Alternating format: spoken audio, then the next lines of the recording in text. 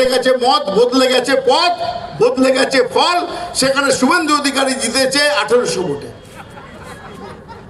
তার 4-5 দিন পরে যখন শুভেন্দু অধিকারীর সঙ্গে দেখা হলো, কি ভাই 5টার সময় বললাম ইলেকশন কমিশনের রেজাল্ট, মমতা জিতেছে, মমতা জিতেছে। তারপর 7টা 7:30টায় দেখলাম তুমি জিতেছো, ব্যাপারটা কি হয়েছিল? তুমি তো ছিলে ওখানে। বলে জয়প্রকাশ দা অনেক কায়দা করে জিততে হয়েছে। একদিন পুরো গল্পটা বলবো করে চলে যাচ্ছিল করে বলো ভাগ্যিস ইলেকশন অবজারভারটা আমার কন্ট্রোলে ছিল। সর্বভারতীয় একজন নন বেঙ্গলি এসেছিল, হিন্দিভাষী ইলেকশন অবজারভার নন্দীগ্রামের, বলে ওটা আমার দিকে ছিল, ওকে দিয়ে যা কাজ করার আমি করিয়ে নিয়েছি, কায়দা করে জিতেছি। এবার সব কায়দা ঘুচে যাবে, মির্জাফরের সব কায়দা এবার ঘুচে যাবে, কারণ আপনারা আছেন। আর কোনো কায়দা করতে দেব না। এবার পশ্চিমবঙ্গ ছাড়া করতে হবে শুভেন্দু অধিকারীকে, 30-এর নিচে নামাতে হবে বিজেপিকে, যাতে বিরোধী দলের সংজ্ঞাটা না থাকে। বাঁশ না থাকলে বাঁশিও বাজবে না, বিরোধী দল না থাকলে বিরোধী দল নেতাও থাকবে না। শুভেন্দুকে টাটা বাই বাই বলে বাংলা বলবে, এবার যা তোর যেখানে ইচ্ছে যা। বাইরে বিজেপি শাসিত রাজ্যে বা অন্য রাজ্যে সংখ্যালঘু লোকজনদের খুন করবে, পরিযায়ী শ্রমিকদের, বাংলা থেকে যাওয়া পরিযায়ী শ্রমিক, বাংলা থেকে যাওয়া সংখ্যালঘু লোকদের সেখানে মেরে খুন করবে। তার ফলশ্রুতি কি হবে আপনারা জানেন। আপনার গ্রামের একটি ছেলে গেছে মনে করুন মধ্যপ্রদেশে কিংবা রাজস্থানে, সেখানে তার মৃত্যু সংবাদ পেলেন, মৃতদেহ পাঠিয়ে দেওয়া হলো এখানে।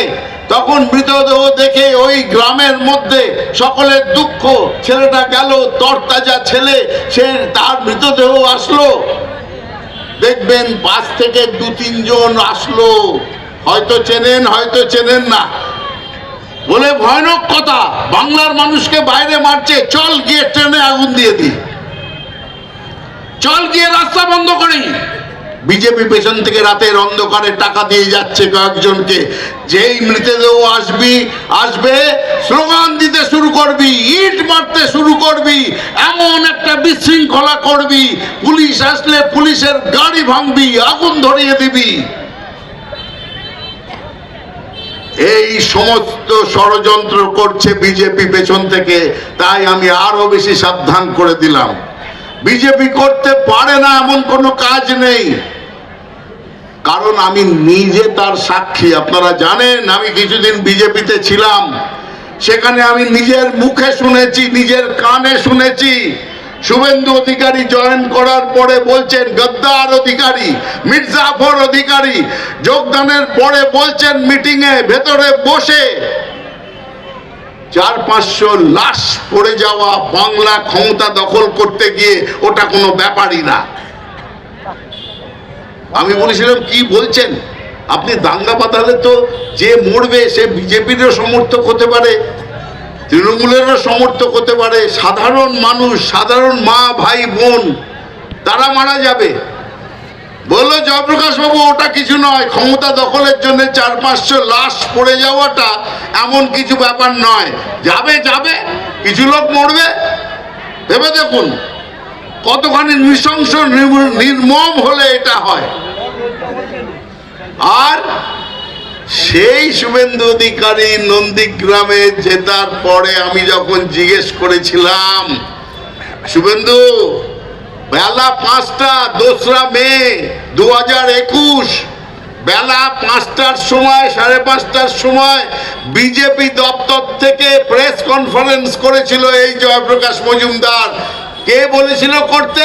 অমিত শাহ ফোন করে দিল্লি থেকে যে জয়প্রকাশ বাবু আপনি প্রেস করে মমতা দিকে কনগ্রাচুলেট করুন, ধন্যবাদ দিন ক্ষমতায় 33বার আসার জন্যে। ততক্ষণে তো বেরিয়ে গেছে 200-র উপরে আসন সংখ্যা তৃণমূলের। তার আগে ওরা বলেছিল আগলাবার 200 পার, 77-এ আটকে গেছে। মমতাদির একটা পা ব্যান্ডেজ করা, হুইল চেয়ারে ঘুরছেন, আর একটা পা ভালো, সেই একটা পা দিয়ে একটা পায়ে 213টা অমিত শাহকে। দিল্লি থেকে অমিত শাহ বলছেন আপনি প্রেস কনফারেন্স করুন।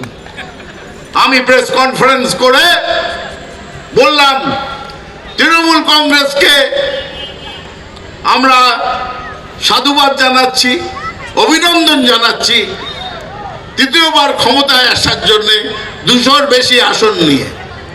সেটাকে মন্দিরের মতন আগলাতে হবে, সেটাকে মসজিদের মতন করে আগলাতে হবে, নিজের সন্তানের মতন করে আগলাতে হবে। কারণ ওই ভোট মন্দির দখলের চেষ্টা করবে বিজেপি।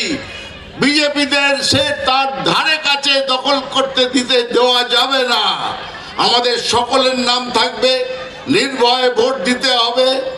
আর মনে রাখতে হবে বিজেপি যে এখানে হিন্দু মুসলমানের ঝগড়া বাঁধাবে, এই সাগর যে পবিত্র ভূমি আপনারা জানেন, সব ধর্মের সম্মেলন, সমন্বয়, সব ধর্ম সব কিছু নিয়ে আমরা থাকি, কোনো কারুর মধ্যে ভেদাভেদ নেই। কিন্তু বিজেপি চায় রাতের অন্ধকারে এমন কিছু করতে যাতে অবিশ্বাস তৈরি হয়, হিন্দু মুসলমানে অবিশ্বাস, দাঙ্গা বাঁধে। আপনাদের তাই সাবধান করে দিচ্ছি, কিছুতেই প্ররোচনায় পা দেবেন না। আপনারা জানেন একটি ঘটনা আমি বলতে বাধ্য হচ্ছি, এখানে মিডিয়াও আছে, তাও আমি বলতে বাধ্য হচ্ছি। বিজেপি নতুন পরিকল্পনা কিসের জন্যে? ধমক চমকের সময় শেষ হয়ে গেছে বিজেপি। ওই একদিকে ইডি আর একদিকে সিবিআই, আর সামনে বা পেছনে ইলেকশন কমিশন, আর অন্যদিকে ইনকাম ট্যাক্স। এইসব নিয়ে মানুষ সঙ্গে না থাকলে লড়াই করা যায় না। কারণ মমতা বন্দ্যোপাধ্যায়ের সঙ্গে আর কিছু না থাকলে আছে মানুষ, তাদের ইডি সিবিআই এদের পরোয়া করে না। সঙ্গে আছে জনতা, আর মাথায় আছেন মমতা। আমাদের ভয় কি? আপনারা জানেন, আছেন বাঘ বাঘিনীর গল্প সুন্দরবনে সবাই জানে। এই বাংলায় থাকেন এক বাঘিনী মমতা বন্দ্যোপাধ্যায়, সেদিন বলেছেন আমি আহত বাঘিনী, বিজেপি সাবধান, আমাকে আঘাত করে কেউ পার পায়নি, আমি আহত বাঘিনী, দেখে নেব, কড়াই গন্ডায় বুঝে নেব, একজনেরও নাম বাদ দিতে দেব না। আমরা সবাই আছি আপনাদের পাশে। বঙ্কিমদা, আপনিও এই বার্তা দিয়ে দেবেন আমাদের সংখ্যালঘু ভাই বোনদের, একজনেরও নাম বাদ দিতে দেব না আমরা। প্রত্যেকের নাম থাকতে হবে, বৈধ ভোটারদের নাম। তাই শুরু করেছিলাম 2 থাপ্পড়ের গল্প দিয়ে, সুপ্রিম কোর্টের 2 থাপ্পড়ের গল্প। কিন্তু দুঃখের কথা কি জানেন, আমাকে সব টিভি স্টেশন থেকে ফোন করে, আমাকে বলে জয়প্রকাশ বাবু এইটা হলো, আজ সকাল থেকে খবর পাচ্ছি ছবি তুলতে বলো উপর থেকে, যে সুপ্রিম কোর্টের রায়ের পরেও এখনো পর্যন্ত ইলেকশন কমিশন তারা পশ্চিমবঙ্গের বিভিন্ন জায়গায়, জেলায় তারা সুপ্রিম কোর্টের রায়ের কপি বা নির্দেশ পাঠাননি। তারা বলে দেননি যে সুপ্রিম কোর্ট এই ব্যাপারে বলেছে, মাধ্যমিকের অ্যাডমিট কার্ড বয়সের সার্টিফিকেট হিসেবে নিতে বলেছে, পাঠায়নি। ভাবছে না পাঠিয়ে পার পেয়ে যাবে। মানুষ তারা করছে আজকে ইলেকশন কমিশনের, যারা মানছে না আমাদের কথা বা সুপ্রিম কোর্টের কথা। তাই ইলেকশন কমিশনকে আমি আবার এখান থেকে সাবধান করে দিচ্ছি, এখনো সময় আছে, আপনারা সাবধান হয়ে যান। মানুষের ক্ষোভ, মানুষের মনের আগুন যখন জ্বলে ওঠে, সেই আগুন থেকে কেউ নিস্তার পায় না, আপনারাও পাবেন না। মানুষকে খেপিয়ে দেবেন না, মানুষের অধিকার নিয়ে খেলা করবেন না। ভাবে করতে হবে যাতে বিজেপি জিততে পারে, একটাই লক্ষ্য। আপনাদের অধিকার নয় মা বোনের গিয়ে ভোট কেন্দ্রে গিয়ে ভোট দেওয়া নয়, তাদের নাম বাদ দিতে হবে। বঙ্কিমদা বলছিলেন এখানকার সংখ্যালঘু কত, 30,000 বললেন, 17,000 মাইনরিটি সংখ্যালঘু ভাই বোনেরা, তাদের নাম রাখা যাবে না। ভারতবর্ষ এরকম ছিল না, ভারতবর্ষ এরকম নয়। কবিগুরু রবীন্দ্রনাথ বলেছিলেন, মিলাবে মিলিবে যাবে না ফিরে এই ভারতের মহামানবের সাগর তীরে। ভারতবর্ষকে মহামানব বলছেন, তার কাছে আসলে সবাই মিলে যাবে। মতুয়া বলে নাম বাদ দিতে হবে, নমশূদ্র হলে নাম বাদ দিতে হবে, মুসলমান হলে নাম বাদ দিতে হবে, এসসি শিডিউল কাস্ট হলে নাম বাদ দিতে হবে, শিডিউল ট্রাইব হলে নাম বাদ দিতে হবে, পেছিয়ে পড়া ওবিসি নাম বাদ দিতে হবে। শুধু থাকবে উচ্চবর্ণের লোকরা। বিজেপি যাদের পছন্দ করে তারা শুধু থাকবে, আর বাদ বাকিদের আমরা তাড়িয়ে দেব ডিটেনশন ক্যাম্পে। তারপরে একদিন বলবো, বেছে নাও, তুমি দ্বিতীয় শ্রেণীর নাগরিক হয়ে থাকতে চাও না অন্য দেশে চলে যেতে চাও। দ্বিতীয় শ্রেণীর নাগরিকটা কি? যে যত কেন্দ্রীয় প্রকল্প, যত রাজ্য প্রকল্প, তার কোনোটা সুযোগ পাবে না। তাদের লক্ষ্য এইটা। 100 দিনের কাজ পাবে না, চার পেট কামড়ায়। নিরপেক্ষ মানে ভারতবর্ষে যা হবে আমাদের মতন হবে, সবাই হিজ মাস্টার্স ভয়েস শুনে চলবে, আমরা যা বলবো তাই হবে। বাংলাকে টাকা দেব না, দেব না।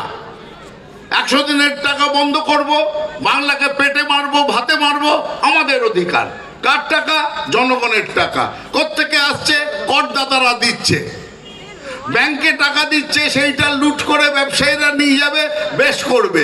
আমাদের ব্যবসায়ী বিজেপিকে চাঁদা দেয়, তারা লুট করে পালাবে। এই হচ্ছে মোদি আর অমিত শাহ। তারা তখন দেখলো যে নির্বাচন কমিশন, তাকেও তো নিজেদের করায়ত্ত করতে হবে, নিজেদের কন্ট্রোলে আনতে হবে। তাই জন্যে তারা বললো না, এটা চলবে না। একটা অর্ডিন্যান্স করলো, করে নতুন হুকুমদারি, জমিদারি মনোভাব বলে দিল, এখন থেকে নির্বাচন কমিশনার ঠিক করব আমি, এবং আমার সঙ্গে থাকবে অমিত শাহ। এই দুজন মিলে ঠিক করব, যাকে বলবো তাকে। অমিত শাহকে বললো, আচ্ছা কাকে করা যায়? বললো, আমার ডিপার্টমেন্টে একজন ডেপুটি সেক্রেটারি ছিল, গণেশ কুমার। সে খুব বাধ্য, উঠতে বললে ওঠে, বসতে বললে বসে। তাকে করে দিন, যা বলবো তাই শুনবে। ঠিক আছে, কাল থেকে গণেশ কুমার হচ্ছেন নির্বাচন কমিশনার। জাতীয় নির্বাচন কমিশন তাদের গালে দুটি থাপ্পড় মেরেছেন। বলতে খারাপ লাগছে আমার, এই ভাষা ব্যবহার করতেও আমার খারাপ লাগছে, কিন্তু না বলে উপায় নেই। কারণ হিজ মাস্টার্স ভয়েস বলে একটা কথা আছে। একটা রেকর্ড কোম্পানি ছিল আগে, এখন তো সবাই ইউটিউব কিংবা মোবাইলে গান শোনে। আগে গ্রামাফোনে গান শুনতো। সেই গ্রামাফোনের যে রেকর্ড বেরোতো, সেই কোম্পানির নাম ছিল HMV, হিজ মাস্টার্স ভয়েস, মানে প্রভুর গলার আওয়াজ। এখন এই হিজ মাস্টার্স ভয়েস সেই কোম্পানি উঠে গেছে, কিন্তু থেকে গেছে দিল্লিতে। ইলেকশন কমিশনের মাস্টার্স ভয়েস, প্রভুর গলার আওয়াজ কি? সেই প্রভুকে অমিত শাহ। অমিত শাহ যা বলবে, উঠতে বললে উঠবে, বসতে বললে বসবে, সেটা হচ্ছে মুখ্য নির্বাচন কমিশনার। আগে এরকম ছিল না, বিশ্বাস করুন। নির্বাচন কমিশন নিয়ে আমরা গর্ববোধ করতাম। 75 বছর হয়ে গেল, 75 বছর হয়ে গেছে নির্বাচন কমিশন তারা কাজ করেছে।